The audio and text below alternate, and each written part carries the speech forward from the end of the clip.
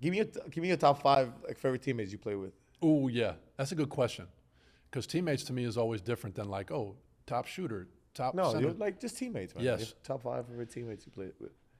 So it's a great question because I think it's interesting when you think about why people answer the way they do. Yeah. I was a guy that was not that great if I didn't have guys who were like willing to create for me and give me the ball. Because I didn't create my own shot.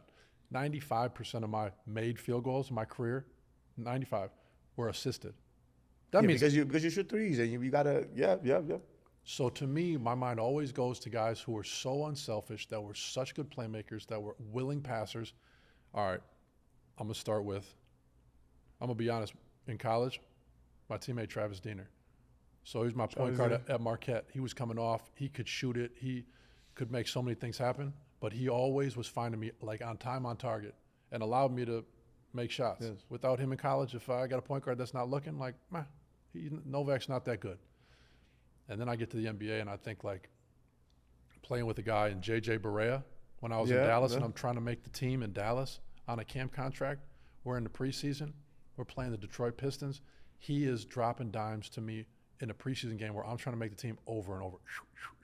Playmaking, finding me. Right on time, looking for me every time. I think to myself, like, man, he shaped, like, who I became. Yeah. He allowed me the opportunity. I play with Jeremy Lin in New York. Man, as much magic as he had going by himself. Magic, man. He was there. Woo. Yes, but he was throwing it up to Tyson Chandler. He was finding J.R. Smith. He was hitting me.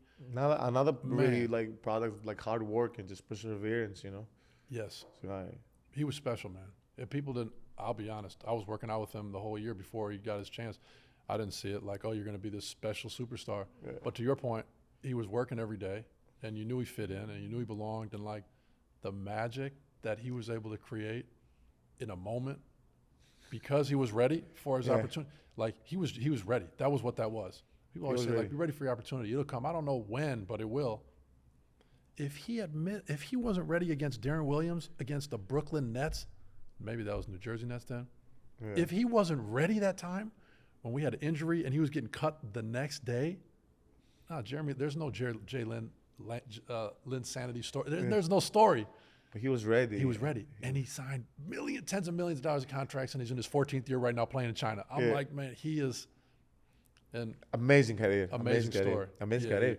I was thinking about that. Okay, so that's 3, right? Yeah. James Dean, Insanity, I'm going to tell you, I might need a few. I might need more than 2 other spots. Ricky Davis was one of my favorite teammates too. Why? Because he was always talking. He was always unselfish. He never got enough credit. He always seemed like he was a wild, like, I'm looking for my own shot. I'm doing my own thing. He was always willing to make the next pass. Always. J.R. Smith, same way. J.R. He would put that thing on a rope, and he would get it to you right in the right spot. I love J.R. Smith. I love him. Not just only for basketball. And I was in New York, and I get to see him and his brother. Not like that, but I'm just saying, like, just his, like, for how he is as a person, taking care of people around him and stuff like that. Like, I love his, like, people always say he's a bad guy. He's a bad guy. What did he ever do? I don't know why. Man, he's a great guy. You've never met him. You've never met him, probably. He untied somebody's shoe. I don't know, bro. I agree, man. I'm telling you, like, that's my guy. It's crazy. People just create, and if you're, and nowadays if you don't have a podcast for people to kind of see who you are, they might just run with it. No, seriously though, they might just run with it. Nowadays, that's the idea of it, you know, the social world and the world how it works now. Hold on, I got a couple more. Yeah, who? I got to give a little Forget shout about out. top 5. Just keep going. Keep going. My man Rasheed Wallace. Not because he was dropping dimes to me or he was getting me the ball, you know, because that's who I had to beat in order to be successful. But Rasheed, again, he was like such a vocal teammate. Yeah. He was a truth teller. Man, if something was going on, he was going to say, hey, what was that? We need to do better than that. Like, what is going on here? Like, this, you're lying to yourselves. He was talking to the other team. He was talking to the referees. He was talking to our coach. He was talking to our training staff. He was sending Happy Father's Day videos.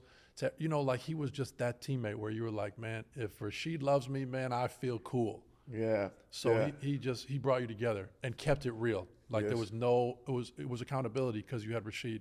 You have to. You got it. You have to. In the locker room, you know. And then I think I got to give shouts out to my guys, D. Wade and Tracy McGrady, 2 of the, like, probably more underrated passers. Yeah. Just because they had unbelievable vision, and they could see over the top. And those guys playing with them, it was like, man, you didn't know if you were going to get it, but you knew if they wanted you to have it, you're going to get it. They would get it to you. You're going to get it to you. Just like T-Mac running a little chin action, high screen and roll, just casual on a rope. So I was grateful to play with some of those guys where you're like, man, people don't even know how skilled they are at stuff that's not even their like alpha skill. I say this all the time. I don't think people just see that, whatever they see on the court, and they don't really know like what the NBA players are capable of. Till they see them in a sitting with players who are non-NBA players, and they go like, what? Well, how is this guy doing this? Of course, because it's part of the game. It's part of basketball, you know. And same thing with basketball players in general. Like you see basketball player playing overseas, and then you be like, oh yeah, okay. Yeah, I mean, you're just playing overseas, and then you see him in a setting of like just normal people play, and it's like day and night. You're like, what? Or go to like a YMCA or like doing the summer runs and stuff, and he would look incredible because we do this for a living. It's that level. Do you remember when Brian Scalabrine, Boston great for a long time? Yeah. Great might be an exaggeration, but that's my guy. And no, he's great. He's great. Okay, we'll give him great. No, I'll say great because people remember Brian Scalabrine. Oh, yeah, you're right. I don't care. You can say whatever you want to say. If you can name me other players from their roster in the past 40 years, name them. We're still talking about him. You're right. Exactly. No, we're still talking about him. No, he built it. Great player. He built his brand off the court. Yeah. He basically said, this is what you guys are going to do? Okay. And took it off the court. Great. First of all, this is what people don't understand. Like, players who only play basketball, they don't only play basketball because, they're good, we dribble good or we shoot good.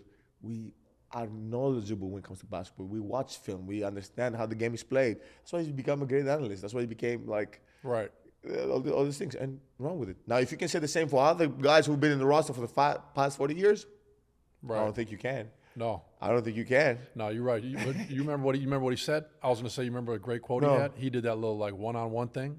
He said, calling all hoopers, y'all think you're nice? Like to your point. And you think, and he called everybody. I think it was in the Boston area. Let's go. We'll play one-on-one. I forget how the game was, 2-11 or something.